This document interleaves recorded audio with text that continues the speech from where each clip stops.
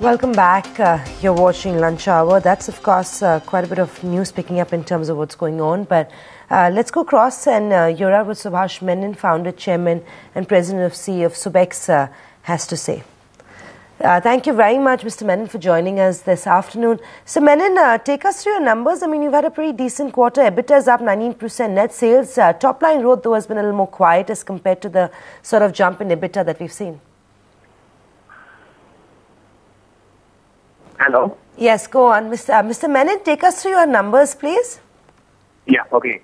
So basically, we have had a fairly decent top-line growth, though you seem to feel that it's otherwise. But if you look at our sequential growth in top-line, that's almost 8%, and year-on-year it's about 20%. That's only for the products business, though. So we need to really focus on the product side of it. Maybe when you look at overall, including services, that may not be the case. But our focus is on continuing business in products. That's where this growth has happened. You need to understand that when you compare with the last quarter, I mean, even Q2 of this year or Q3 of last year, we have a business which we have sold, which is also part of that. So that needs to be stripped off and then looked at. So when you look at it from that perspective, from a like-to-like basis, continuing business, we will actually see 8% growth sequentially and 20% growth on year-on-year on the revenue side. And that's exactly why the EBITDA has improved so very well over the. I mean, when you compare with the sequential in a quarter.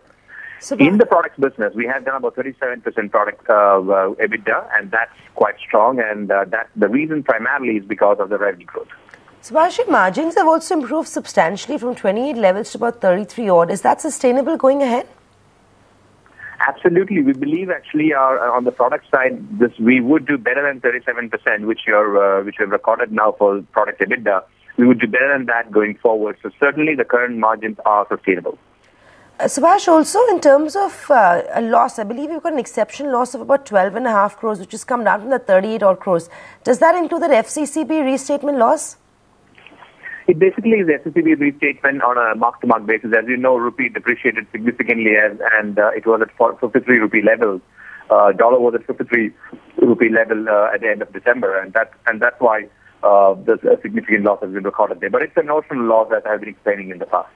If I could very quickly ask you this, Subash, going ahead, what is the sort of outlook and guidance that you're setting out for us? So we're not exactly giving you guidance, but I've been talking about maintaining these margins. Absolutely, that's one thing. Secondly, on the top line, we would grow 15 to 20% going forward in the coming year as well. And that is being proven in the continuing business, continuing product business. That's what we're talking about. But that's already seen as far as we are concerned in the current quarter. So that would continue in the coming quarters as well, on a year-on-year growth of 15 to 20%. Right. Thanks a ton, Subash. And of course, good luck with business going ahead. Hopefully, it turns out to be a pretty good year as well. That was the management of Subex talking with the quarter. 9.5% and are at 340 crores on a consolidated